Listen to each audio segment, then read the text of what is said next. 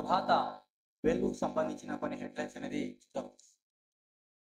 ఒక breaking news చూస్తున్నాము. Paralympics కు ఇండియాకు మరో పథకం. ప్యారిస్ ఒలింపిక్స్ లో ఇండియా పారాషూటర్లు పథకాలు మూత ముగిస్తున్నారు. ఎస్హెచ్ఓ విభాగం మహిళ 10 మీటర్ల ఎయిర్ పిస్టల్ ఈవెంట్ లో రబీనా ఫ్రాన్సిస్ కాంస్య పథకంతో గెలిచింది. శనివారం జరిగిన ఫైనల్ లో ఫ్రాన్సిస్ 211.1 స్కోర్ తో 3వ స్థానం సాధించింది. దాంతో ఇండియా ఖాతాలో 5వ పథకం చేరింది. ఇందులో 4 షూటింగ్స్ నుంచి రావడం విశేషం. బ్యాడ్మింటన్ సుకాంత్ కడమ్ ఇంకా నితేష్ కుమార్ సెమీఫైనల్ చేరుకున్నారు. సైక్లింగ్, ఆర్చరీ, రోయింగ్ మన క్రీడాకారులు వేలేకపోయారు అన్నట్టు ఒక హెడ్లైన్స్ అనేది చూస్తున్నాం పారా ఒలింపిక్స్ సంబంధించి.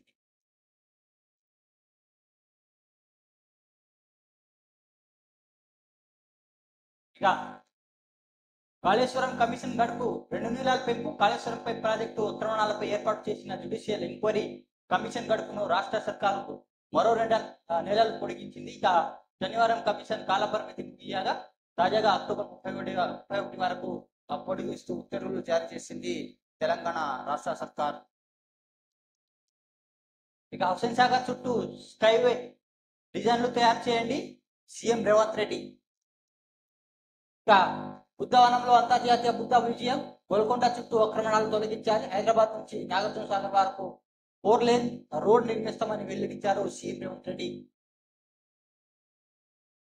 హైదరాబాద్ లోని హుస్సేన్ సాగర్ ప్రాంతాన్ని టూరిజం డెస్టినేషన్ సర్కిల్ గా అభివృద్ధి చేయాలని సీఎం రేవంత్ రెడ్డి నిర్ణయించారు. ఈ మేరకు ట్యాంక్మండ్ నుంచి తెలంగాణ అమరులో జ్యోతి నెక్లెస్ రోడ్ మీదుగా సంజీవయ్య పార్క్ వరకు పలయాకారంలో స్కైవే డిజైన్ చేయాలని ఆఫీసర్లు సూచించారు. ఈ ప్రాంతాన్ని భవిష్యత్తులో వరల్డ్ క్లాస్ టూరిజం హబ్ గా రూపొందించాలని, ఇందుకోసం అనుభవం ఉన్న కన్సల్టెన్సీ నిపుణులతో అంతర్జాతీయ స్థాయి డిజైన్లను తయారు చేయాలని నిర్దేశించారు.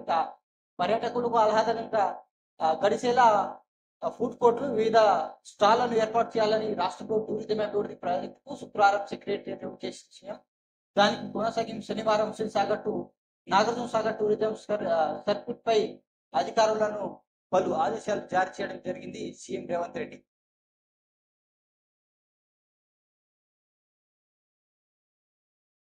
ఇక దేశం విదేశం మహిళలపై నేరాల కేసులో సత్వర న్యాయం.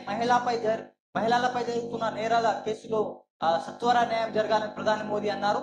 అతివలగా చిన్నారులపై జరిగే దాడులపై వేగంగా విచారణ చేయాలని శిక్షలు విధించాలని మోదీ పేర్కొన్నారు. ఇక కుండిపోత ములుగు జిల్లా ఉధృతంగా ప్రవహిస్తున్న బాంబుల గుర్రె వద్ద ప్రయాణికులు రోడ్డుకు దాటిస్తున్న పోలీసులు. కోదాడలో హైవేపై వరద.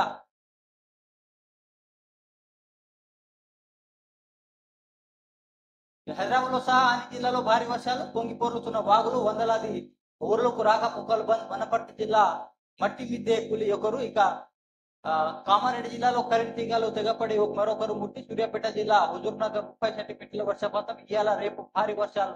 9 జిల్లాలకు రెడ్, 12 జిల్లాలకు ఆరెంజ్ అలర్ట్. హైదరాబాద్ లోని పరిధిలోని స్కూల్ కు రేపు సెలవు. డాక్టర్లు, వైద్య సిబ్బంది, ఇరిగేషన్ ఆఫీసులు సెలవు రద్దు. అధికారులకు అప్రమత్తంగా ఉండాలని సీఎం రేవంత్ రెడ్డి ఆదేశించడం జరిగింది.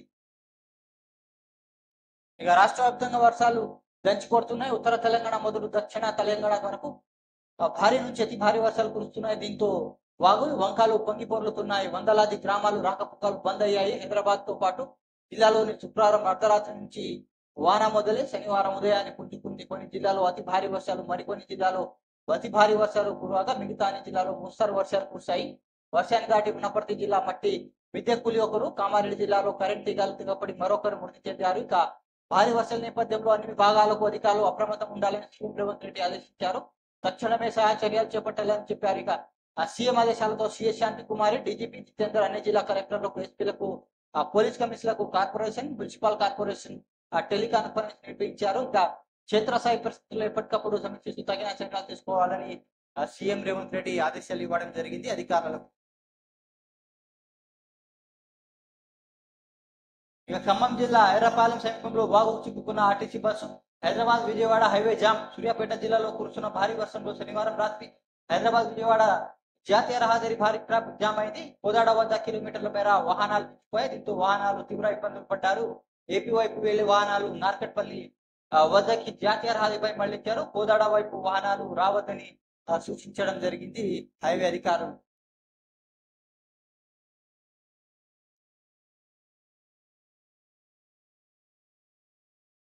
ఇక ఏ ముఖం పెట్టుకొని ప్రజల్లోకి వస్తావు? కేసీఆర్ పై డిప్యూటీ సీఎం బట్టి ఫైర్. రామగుండంలోని డిప్యూటీ సీఎం బట్టి గజమాలతో ఘన స్వాగతం. చిత్రంలో మంత్రులు శ్రీధర్ బాబు, పొన్నం ప్రభాకర్, గడ్డం వంశీ, ఇక ఎమ్మెల్యే వివేక్ వెంకట స్వామి, రాజ్ ఠాకూర్, విజయ రమణారావు. ఇక కేసీఆర్ డిప్యూటీ సీఎం బట్టి ఫైర్. రుణమాఫీ గాలి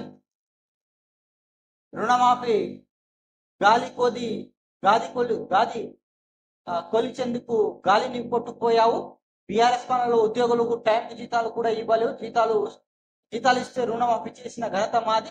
ఇక తెలంగాణ విద్యుత్ మిగులు రాష్ట్ర తీర్చిదిద్దుతాం. కరెంట్ కొనడం కాదు, ఇతర రాష్ట్రాలకు అమ్ముతాం. రామగుండంలో 800 మెగావాట్లు సూపర్ క్రిటికల్ పవర్ ప్లాంట్ ఏర్పాటు చేస్తామన్న ప్రకటన. హామీలన్నీ నెరవేరుస్తాం. చంద్రబాబు పొన్నం ప్రభాత్. పవర్ ప్లాంట్ 2,000 మందికి ఉపాధి. గడ్డం వంశీ అంటాం. ఇలా చదివి చూస్తున్నాం. ఇక సీఎం రేవంత్ రెడ్డి అధికారంలో కాంగ్రెస్ సర్కారు వచ్చిన హామీలన్నింటినీ అమలు చేస్తున్నాం. హామీలన్నీ ప్రశ్నించిన దానికి ప్రజలు వెళ్తానంటూ బీఆర్ఎస్ చీఫ్ కేసీఆర్ కార్యాచరణ ప్రకటించడం హాస్యాస్పదంగా ఉందని డిప్యూటీ బట్టి సీఎం విక్రమార్క అన్నారు. 2 సార్లు అధికారంలో ఉన్న మీరు రుణమాఫీ చేస్తామని 2 సార్లు రైతులకు గాలికి వదిలేశారు. అందుకే మీ పార్టీ గాలికి కొట్టుపోయింది. మేము అధికారంలో వచ్చిన కొద్ది రోజుల్లో 2 లక్షల రుణమాఫీ కోసం బ్యాంకులో రూపాయలు 18,000 కోట్లు జమ చేస్తాం. ఇప్పుడు ఏం ముఖం పెట్టుకొని గ్రామాల్లో వస్తావు అని ఆయనపై ఫైర్ అయ్యారు. రామగుండం నియోజకవర్గంలో మంత్రులు Sridhar Babu, Ponnam Prabhakar, MP Gaddam Krishnavamsi, Patluri Laxman Kumar, MLC T Jeevan Reddy, MLC Vivek Venkataswamy, MS Raju, VA Ramana ప్రభుత్వ సలహాదారులు, ఇక వేణుగోపాల్తో కలిసి డిప్యూటీ సీఎం విస్తృత పర్యటించారు అన్నట్టు ఒక హెడ్లైన్స్ అయితే చూస్తున్నాం. ఇక హర్యానా అసెంబ్లీ ఎన్నికల తేదీ మార్పు. హర్యానా అసెంబ్లీ ఎన్నికల తేదీని ఈసీ సవరించింది. అక్టోబర్ 1 పోలింగ్ నిర్వహించాల్సి ఉండగా అక్టోబర్ 5కు మార్చింది. అక్టోబర్ 4న ఓట్లు లెక్కింపు చేపట్టాలని తొలుత నిర్ణయించగా జమ్మూ కాశ్మీర్ తో పాటు అక్టోబర్ 8న ఫలితాలు వెల్లడించనున్నాయి.